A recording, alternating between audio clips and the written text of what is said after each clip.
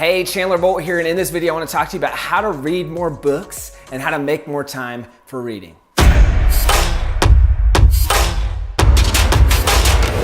One of the most common questions I get is, Chandler, how do you have so much time to read books? Most people that know me know that I read a book a week, so 52 or more books a year, and 4 books a month is kind of the goal.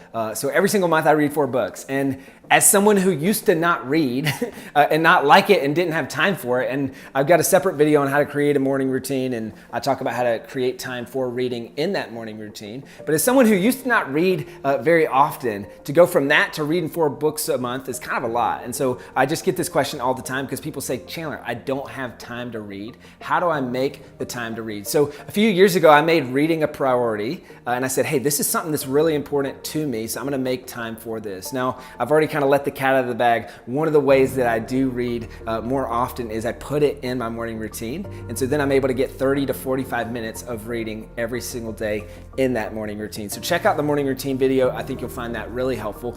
But even more important than that is the first thing I did when I said I'm gonna read a lot of books is I said I'm gonna find a book on how to read faster.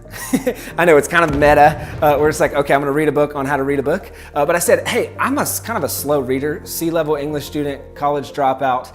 Reading is not exactly my forte, so let me find a book that helps me learn how to read faster, and then every single book I read for the rest of my life, I'm gonna read way faster because I know these things. So I got that book, I read that book, it taught me a few fundamental principles which I'm gonna share in this video, and really I would recommend that you check it out as well. So the book's called 10 Days to Faster Reading, and a few of the things that I learned in that video that are really important. Number one is to never read in your bed or on your couch, because what happens is your brain goes into lazy mode. So I've applied this to my work life as well, where I never work on the couch or on the bed, because not only does that kind of create some blurred boundaries with work-life balance, but also my brain says, hey, I'm on the couch, so I am lounging. So your brain just kind of naturally slows down. So if you're gonna read, at least if you're gonna read with intentionality and not just read fiction for fun, that's a totally different story. Read it where you're most comfortable, so whether that's your bed, whether that's a chair, whatever. But if you're reading nonfiction and you're reading on purpose, then you need to read at a desk, in a chair, somewhere where your brain's gonna be alert and say, hey, I am reading this, right?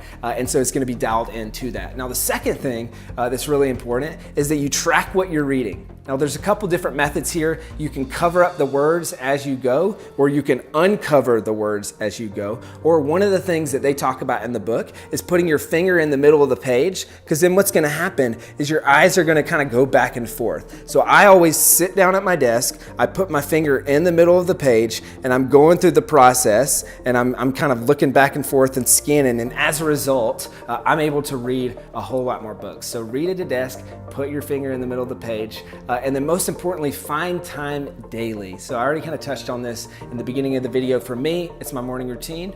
That's the easiest, most controllable part of your day, but that's just where I do it. But you need to find time, whether it's 15 minutes, 10 minutes, to do it daily. And just that daily compound effect of doing that makes a big difference. Now, a fourth and kind of bonus tip here is I do audiobooks. So this is really helpful. I do audiobooks and I do them on 2 or 2.5 speed. That's something that you can kind of work up to.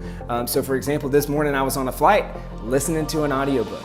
You know, whether I'm going to on my scooter somewhere, whether I'm walking somewhere, whether I'm at the gym or going on the way to the gym or things like that, right? There's all kinds of commute time that you have that you can listen to an audiobook. I'm a fan of listening to audiobooks over podcasts, because a lot of times podcasts are just kind of stream of thought, whereas books are way more intentional and kind of way more practical and laid out. So it kind of depends on what you're into, but I know that I'm able to do audiobooks as part of my morning routine while I'm doing a little mini workout. Then I'm able to read as part of my morning routine. And if I'm able to insert an audiobook anywhere else in my day or in my week, that just makes it way easier, because now I'm doing maybe 1 or 2 audiobooks a month and 2 physical books a month. So there it is. Those are the 3, or actually 4 steps to reading faster, so that you can make more time for actual reading and so that you can read your books faster. I've got another video that you should check out. It's all about how to pick which book to read next, which for a lot of people, this is just, they mess this up because they just kind of mindlessly read any book that gets put in front of them.